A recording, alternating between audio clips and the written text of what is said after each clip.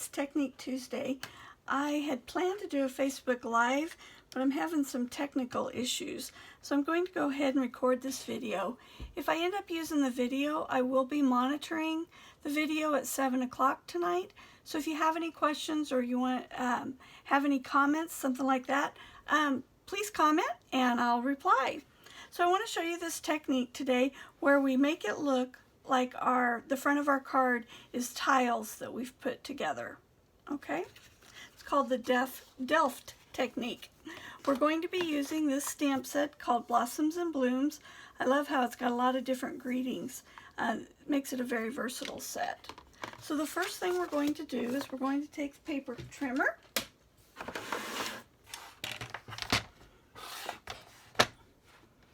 And my paper is 3 3/4 by 5. And we're going to put the length, the 5 side in, and we're going to score it at 1 5/8. So 1 5/8 is going to be the big line past 1 1/2. Okay? The smaller line would be 1/16, and we don't want that. So from both ends, we're going to go in 1 5/8. Then we're going to turn it the other direction and go 1 1/4 from each side.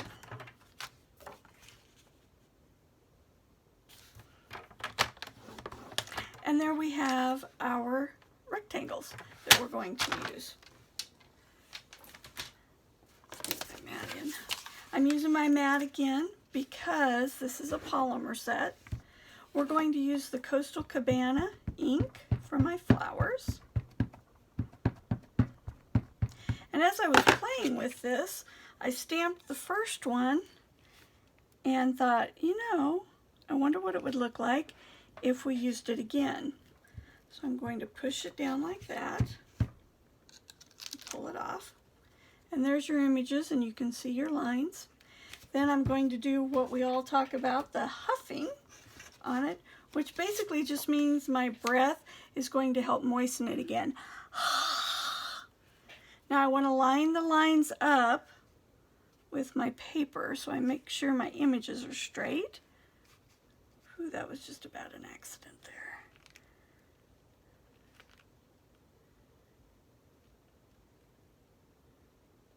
All right, line it up and stamp another one. And there you go. So we have a light and a dark, like that. Now I didn't want to leave it like that. I wanted to add some extra. So I pulled out the next size flower in this set. And I'm going to stamp it here on the edges. And then on this one, I'm going to take the softer one, because we've already used the major part of the ink, and add it over here. So it still is that soft image on this side. Try to change the way the flowers look so it doesn't all look the same.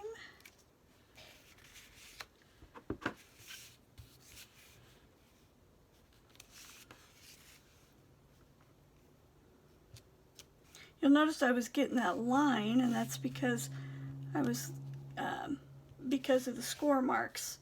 It was leaving an image there. All right, let's finish adding these just a little bit here.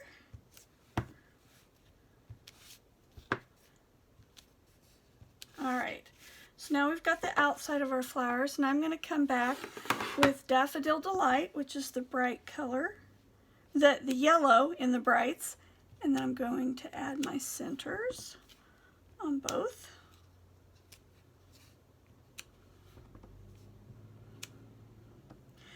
When I watched a video on this technique, one of the ladies added some extra depth on the score lines. Now I chose not to do it on mine because my flowers filled up a lot of the images, and she was using something that didn't have, it didn't fill it up quite as well. So what she did was she took a Post-it note and she put it on top of the score line so it was covered up and would stay white. And then she sponged on this edge. So she filled in these white areas, so they were just shadowed just a little bit with a little bit of the ink. But again, my flowers were they did such a good job of covering everything that I decided not to do that. But if you have an image that isn't real dark, you might want to consider doing that. All right, getting all my centers here. Got that one done. Fill this in. All right. Okay, so I've got both of them done. This again is your reverse image because our lines have shown up. I just think it adds just kind of a fun texture to the cards. Then what I did was I took one of the greetings here and added it. Let me show you my finished cards. I mounted these on Daffodil Delight, and then they'll be put on the Coastal Cabana paper. So it'll look like this. Here's one that I finished. So you can see like that. That's Coastal Cabana. This is the first one I did where I did the negative, the opposite. So I did the Thinking of You. This is Flirty Flamingo. And then I added the polka dot ribbon and my greetings. And I already showed you here the grapefruit, Gorgeous Grape. Here, remember to color the brads. All you need to do is take a blender pen, Stampin' Blend, and color over the top of your rhinestone, and it'll turn it into whatever color you want. So I did these with the yellow. The other color I tried was Balmy Blue with So Saffron. And you can see I colored the sequins and then added it. And then did my flowers on the corner. If you know me, I do the flowers on the corner a lot. So there's the envelope as well. All right, here, that's my technique for today. Give it a try. I would love to see what you come up with. I will be posting in the comments the person that won the ribbon for sharing their favorite fall, Christmas, winter stamp sets in both the occasions, no, not the occasions, the mini catalog and the annual catalog. So I'll be posting their name in the feed. So again, if you see this video, it means my Facebook Live didn't work quite right.